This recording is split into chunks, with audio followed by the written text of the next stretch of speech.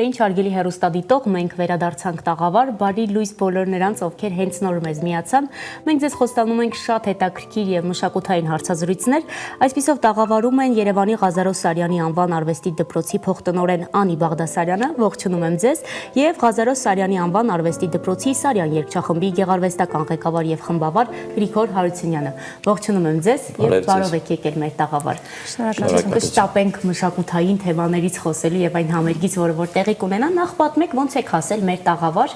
շաբաթ օրերը մի քիչ ցանկալի են, երբ խցանումները քիչ են, ավելի հեշտ եք հասնում, կարծում եմ տեղից տեղ, ոնց եք եկել եւ ոնց է սկսվել ձեր առավոտը։ Տոնական, լավ տրամադրությամբ, խցանումները վերջերս շաբաթ օրերն են շատ, բայց ես էլ էի դա այսօր նկատել։ Բարեհաջող հասանք։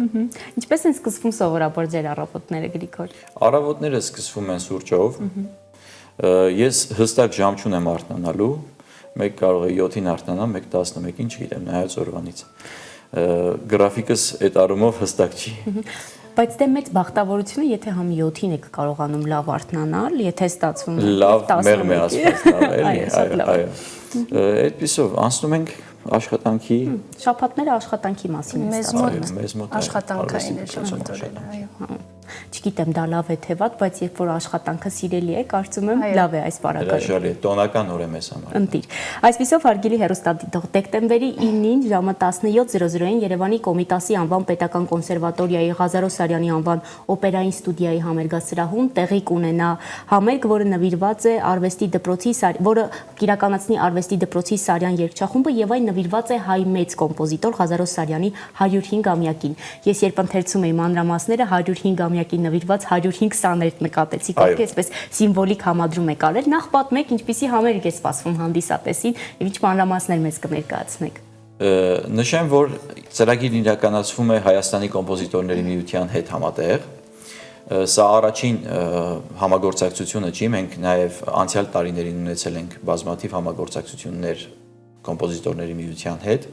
եւ առիթից օգտվելով ցանկանում եմ շնորհակալություն հայտնել միությանը իդեմս նախագահ պարոն Արամ Սաթյանի, որը մշտապես մեր ծրագրերին աջակցում է եւ իր նշանակությունն է տալիս մեր ծրագրերի։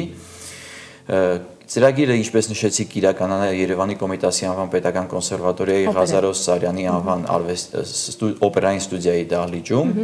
Առիթից օգտվելով ցանկանում եմ շնորհակալությունս հայտնել եւ կոնսերվատորիայի ռեկտորին Տիկին Ծովինար Մովսիսյանին եւ օպերային ստուդիայի տնօրենին Տիկին Հասմիկ Պապյանին, որոնք անհատույց տրամադրեցին մեզ այս համերգասրահը։ Այո, կոմպոզիտոր Ղազարոս Սարյանը միանշանակ ոսկե տառերով է գրվել երաժշտության պատմության մեջ, ինչպես եք ներկայացնելու մեծ կոմպոզիտորին եւ իր ավանդը թողած վաստակը եւ նաեւ իր տաղանդը, որը որ փոխանցվում է սերնդեսերունդ, ինչպես է ի ցույց դրվելու հանդիսատեսին։ Գիտեք, կոմպոզիտորը իր ծաղկուն շրջանում գրել է հիմնականում սիմֆոնիկ ստեղծագործություններ, այսինքն նվագախմբային ստեղծագործություններ, շատ քիչ են վոկալ եւ հատկապես խմբերգային ժանրի ստեղծագործությունները, սակայն պրպտելով մենք գտանք մեկ երգ ենք գտել, Քեզ եմ երգում հայրենիք, որը հանդգնել եմ ես ներդաշնակել երգչախմբի համար նվագակցությամբ, այդ օրը կհնչի միասնական 105 սաներով ավարտին։ Պրեմիերա տեղի կունենա ստացվում է։ Երգչախմբային պրեմիերա կլինի, քանի որ Շարատալյանը ժամանակին երգել է դա 50-ից 60-ական թվականների եւ պահպանված կա այդ ձայնագրությունը Ոսկե ֆոնդում եւ ունի մեկ վոկալ սիմֆոնիկ սյուիտ խաղաղության օրը։ Իհարկե դա շատ սովետ միության շրջանի կոնտեքստով է գրված, կարելի ասել այդ ամբողջ բովանդակությունը, բնույթը սովետական է, սակայն երաժշտությունը փառահեղ է, կարելի ասել, վերջերս հայտնաբերեցինք հենց արխիվից։ Այո։ Այդպիսով կմեծարենք Ղազարոս Սարյանին այդ ստեղծագործության կատարմամբ եւ ընդգրկված են համերգային ծրագրում հայ ժամանակակից կոմպոզիտորների խմբերգեր, բացառապես հայ ժամանակակից կոմպոզիտորների, որոնցից շատերը պրեմիերաներ են լինելու։ Այո, եւ կոմպոզիտորների ներկայությամբ։ Այո, ուզում եմ խոսել նաեւ դպրոցի մասին։ Իմ տեղեկություններով ինքը հին դպրոց է 1971 թվականից, այո, կեսդարյա պատմություն։ Այո, գրեթե կեսդարյա։ 1971 թվականից կրում է Ղազարոս Սարյանի անունը, բայց գործում է շատ ավելի վաղ։ Դե պատմեք մեզ, ինչպես է դպրոցի պատմությունն ենք ուզում լսել, որովհետև երկար տարիների պատմություն ունի եւ այսօր դպրոցն ինչպիսին է, կա կցված երգչախումբ, այսինքն մի քիչ մեր դպրոցի հետ կապված պատկերացումներից տարբերվում է, ինչ գործունեություն է ծավալում այսօր դպրոցը։ Շատ լավ, դպրոցը Երևանի թիվ 1 արվեստի դպրոցն է, որտեղ գործում են ոչ միայն երաժշտական բաժիններ, այլ նաև կերպարվեստի բաժին, բարարվեստի բաժին, թատերարվեստի բաժին եւ մեր դպրոցը հայտնի է հիմնադրման օրից կարելի ասել իր պրոֆեսորական կազմով, որտեղ մշտապես դասավանդել են Երևանի Պետական կոնսերվատորիայի դասախոսներ եւ միշտ բարձր ենք պահում երեխաների կրթվելու, այսպես ասած, մակարդակը բարձր արվեստին հաղորդակից լինելու հնարավորությունը փորձում ենք լավագույնս ապահովել։ Այո։ Եվ ովքեր են ձեր սաները, ինձ հետաքրքիր է, քանի որ նշեցիք, որ պրոֆեսորադասախոսական կազմը, ուսուցչական կազմը հմուտ է, արդյոք դպրոցից հետո դուրս եկողներն էլ են այդքան հմուտ դառնում եւ կան անվանի դեմքեր, որոնք որ այսօր ծանոթ են մարդկանց։ Ունենք օպերային երգիչներ մեր դպրոցը ավարտած, որոնք հիմա աշխարհի լավագույն բեմերում են ելույթ ունենում։ Ունենք շատ տաղանդավոր երեխաներ, Անի Մերիքյանը, Ջութակահարուհի, Արաք Սաշճյանը, դաշնակահարուհի տաղանդավոր, հուսով եմ նրանց անունները շատ շուտով հայտնի կդառնան, ոչ միայն Հայաստանում, այլ բարևներ փոխանցել ձեր նախկին սաներին։ Իրենք նախկին չեն, իրենք մշտապես մերն են, հաճախակի գալիս են մեր դպրոց։ Ընտիր, երգչախմբի հիմնական առաքելության մասին հակիրճ խոսեցիք, որն է կատարել, տարածել եւ հանրայնացնել գերազանցապես հայ դասական եւ ժամանակակից կոմպոզիտորների ստեղծագործությունները։ Սա ինչպիսի առաքելություն է եւ ինչպիսի գաղափար կա այս գործունեության մեջ։ Գիտեք, մի շրջան եկավ, ես դասավանդում եմ դպրոցում 2016 թվականից մինչ օրս, մի շրջան եկավ, երբ ես տեսա, որ ասպարեզում քիչ են կատարվում հայ ժամանակակից կոմպոզիտորներ։ Այսինքն մարդիկ գրում են եւ մնում է սեղանին դա։ Ես ստանձնեցի այդ առաքելությունը, պատվով եմ նշում սա եւ ցանկությամբ տնօրենի իհարկե որ առանց որի աջակցության հնարավոր չի այդ ամենը իրականացնել, քանի որ եթե տնօրենը ասում է մի բան, դու հակասում ես, դա չի լինում։ Եվ համահունչ է ընթանում մեզ մոտ ամեն ինչ, այդ քննարկեցինք տնօրենի հետ եւ ուրեմն հանգեցինք այն եզրահանգմանը, որ պետք է այո, իրականապես կատարել հայ կոմպոզիտորներ, հայ ազգային երաժշտություն, հայ ժամանակակից կոմպոզիտորների ստեղծագործություններ եւ երգչախումբը առաքելություն ստանձնեց, մի շրջան եկավ, որ դրանից ի վեր արդեն գերազանցապես երևի ծրագրի 80-90%-ը մենք կատարում ենք հայ կոմպոզիտորների ստեղծագործություններ, հանրայնացնելով արդեն մեծ բեմահարթակներից բազմիցս ելույթներ ենք ունեցել Երևանյան լավագույն բեմահարթակներում, տարածելով հայ կոմպոզիտորների խմբերքերը։ Հայ ժամանակակից կոմպոզիտորների մասին, քանի որ խոսք գնաց, կուզեմ նկարագրեք իրենց, ովքեր են իրենք, քանի որ այսպես իրենց հանրահռչակում եք եւ նաեւ իրենց ստեղծագործությունները եւ ինչ տիպի կոմպոզիտորների հետ այսօր գործ ունենք։ Մենք լուսավոր մարդկանց հետ գործ ունենք առաջին հերթին։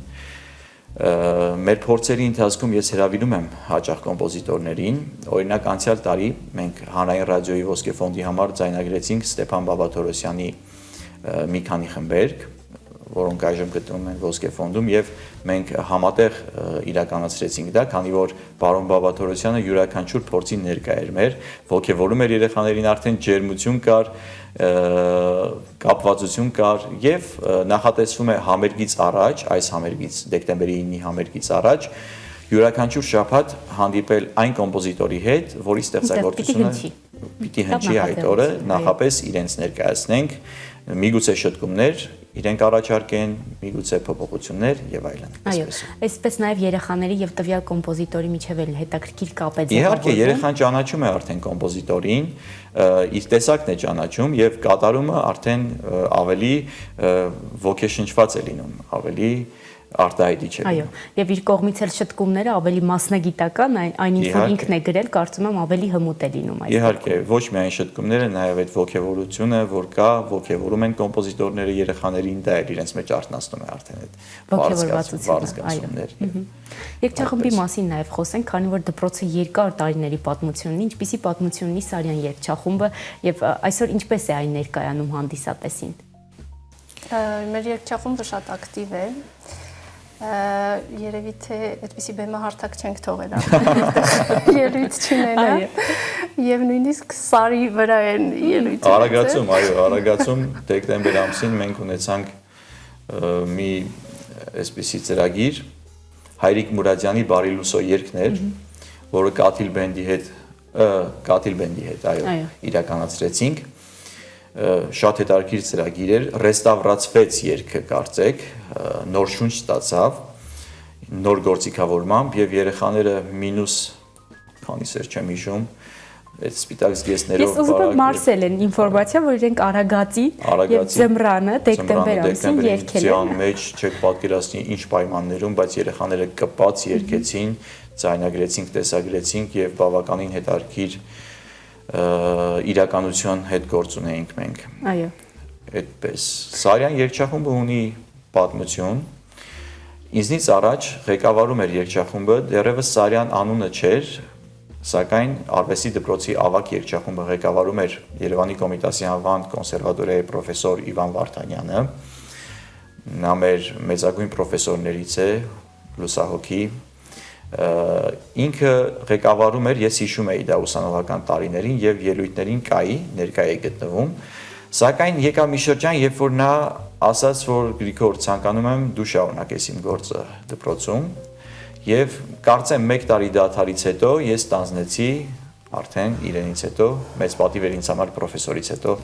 ստանձնել երգչախմբի ղեկավարումը, նոր կազմ իհարկե նոր սերնդափոխությունների նման ամեն տարի, սակայն մի բան նշեմ նաև հետաքրքիր բան, որ այնքան են կապվում սաները երգչախմբի հետ, որ օրինակ այս տարի 8 սան ավարտած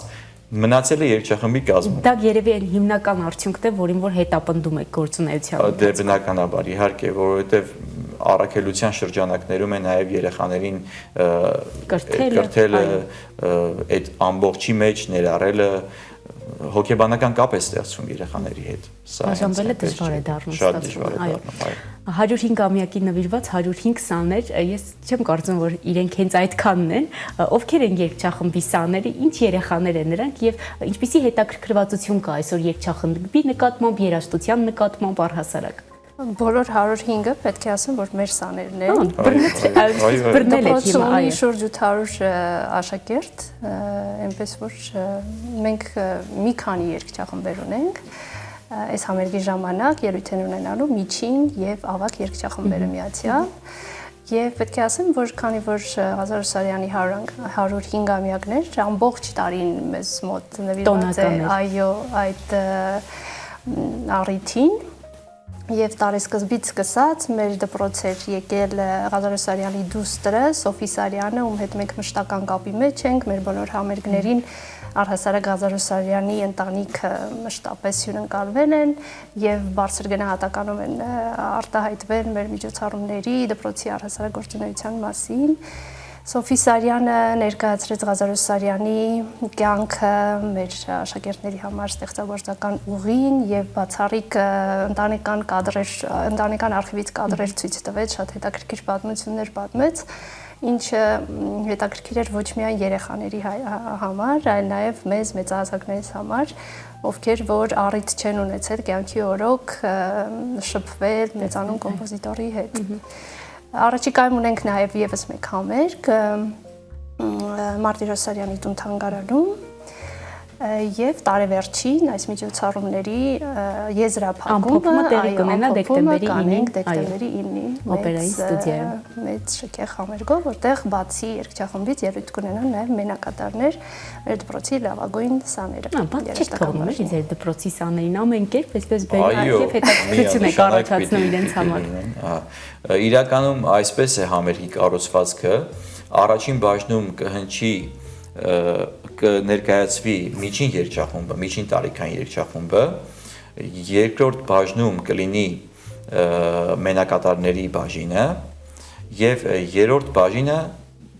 ավագ երգչախումբը, իսկ չորրորդը արդեն միացյալ բոլորը միասին, այդ 105-ը միասին, միասնականորեն կկատարեն Սարյանի այդ ստեղծագործությունը եւ մեկ ստեղծագործություն հավարդ։ Ես արդեն պատկերացրի այնպես ներկայացրիք, մանավանդ երբ մեծ է լինում բեմահարթակի սաների թիվը, ես պատկերացնում եմ ինչ ոգևորվածություն, ինչ շունչ է հաղորդվելու հանդիսատեսին։ Մենք այդ փորձը ունենք, արդեն մի քանի համերգների նմանատիպ կատարել ենք նույն ձևաչափով եւ այդ ոգեշնչում այդ եւ դահլիճի կողմից եւ երեխաների կողմից դու զգում ես արդեն բեմում թե ինչ է կատարվում, դա նկարագրել հնարավոր չի բառերով, ուղղակի ապրում է դա։ Դա հենց այդ պահին տեսնել, լսել է պետք, այդ ապրումները երկար ժամանակ տեսագրությամբ չի փոխանցվում։ Վստահաբար, այո։ Աուրան չի փոխանցվում տեսագրությամբ։ Քանի որ խոսեցիք ձեր տարբեր ելույթների մասին եւ դրանից մեկը եղել է Արագածի շուրջ, հենց այդ հատվածում, ընդհանրապես ինչպիսի համերգներ ունեք եւ արդյոք Երևանյան բեմահարթակներից բացի նաեւ մարզերում են ձեզ ծանոթ եւ մարզային համերգներ եք նաեւ ունենում։ Համերգներ ունեցել ենք Երևանյան բոլոր բեմահարթակներում ունեցել ենք համերգներ, բաց չենք թողել, նույնիսկ տարվա մեջ 2 մենահամերգել ենք ունեցել, սակայն մարզերում քիչ ենք գնում, քանի որ տեղափոխվելու խնդիր կա, այնտեղ հրավերքի խնդիր կա եւ այլն, սակայն երբ որ ես ստանձնեցի արվեստի դպրոցի երգչախմբի ղեկավարումը, այդ ժամանակ դեռևս վերածնունդ փառատոնը կար Գյումրիի եւ մենք 3 անգամ, թե 4 անգամ մասնակցել ենք այդ փառատոնին եւ նշեմ բոլոր փառատոններին այդ վերածնունդին արժանացել ենք մեծ մրցանակի Grand Prix։ Այնպես որ կարելի է շարունակական դարձնել, որովհետև մարզերում, համայնքներում այդ կյանքը զարգացնել, որովհետև երբ գնում եք այնտեղ, իրենց մոտ է հետաքրքրություն առաջանում երաժշտության նկատմամբ եւ սա կարևոր քայլ եւ նաեւ ուղերձ է։ Իհարկե, իրականում դիմում են շատ մարզերից մեզ, ցանկանում են հրավիրել, սակայն ֆինանսի խնդիր կա։ Մենք բոլորս գիտենք, որ տարբեր հարցեր կա, ճանապարհի ծախս կա, երեխաներին պահելու, սնելու եւ այլն։ Եվ վերադառնանք դարձյալ համերգին, պարապմունքներն ինչպես են ընթանում, վերջին ամիսներն են արդեն եւ այդ խառնաշփոթը շաբաթ օրով աշխատելը նաեւ հենց դրա մասին է։ Ինչ փուլում եք հիմա եւ ինչպես եք պատրաստվում մեծ համերգին։ Մեծ համերգին պատրաստվում ենք մեծ ոգևորվածությամբ։ Ներգրաված են նաեւ ծնողները, առանց որոնց օժանդակության հնարավոր չի իրականացնել այդ ստաբիլ փորձերը կատարել, որ բոլոր երեխաները պարտադիր ներկա գտնվեն, բացակայությունները ծայրահեղ դեպքերում, ուշացումներ չեն լինում մեզ մոտ, ուղիղ ժամին սկսում ենք, ուղիղ ժամին ավարտում ենք եւ